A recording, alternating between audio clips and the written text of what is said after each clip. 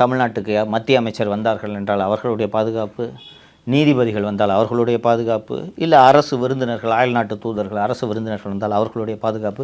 நீங்கள் ரோட்டில் போகும்போது பார்த்துருப்பீங்க, எஸ்கார்ட் வெஹிக்கிள்னு போட்டு ஒரு வண்டியில் உட்காந்துட்டு கையாட்டிக்கிட்டே போவாங்க, பின்னாடி ஒரு கார் போகும், பார்த்துருக்கீங்களா? இதெல்லாம் கோர்சல் சிஐடியில் வரும். இந்த ஃபாரின் நேஷனல்ஸ் பிரிவுன்னு செக்யூரிட்டி பிரான்ச் சிஐடி, இப்போது இந்த செக்யூரிட்டி பிரான்ச் சிஐடியோட தலைவராக ஒரு டிஐஜி அந்தஸ்தில் ஒரு அதிகாரியை போட்டிருக்காங்கன்னா எவ்வளோ இருக்காங்கன்னு பார்த்துக்குங்க. இது எல்லாமே உளவுத்துறையின் கீழ் வருகிறது. உளவுத்துறையின் தலைவராக இப்போது இருக்கிறார் அல்லவா திரு செந்தில் வேலன், அவருக்கு கீழே இது எல்லாமே வருது.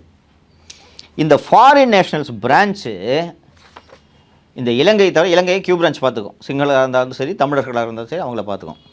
இந்த ஃபாரின் நேஷனல்ஸ் பிரான்ச்சு இலங்கை நாட்டை சேர்ந்தவர்களை தவிர வேறு எந்த நாட்டை சேர்ந்தவர்களாக இருந்தாலும் கண்காணிப்பது மட்டும்தான் அவங்களுக்கு வேலை.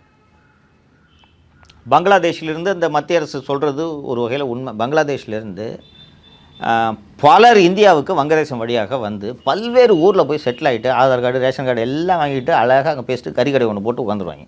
இது யதார்த்தம். இவர்கள் எல்லோரையும் கண்காணிக்க வேண்டியது இந்த செக்யூரிட்டி பிரான்ச்.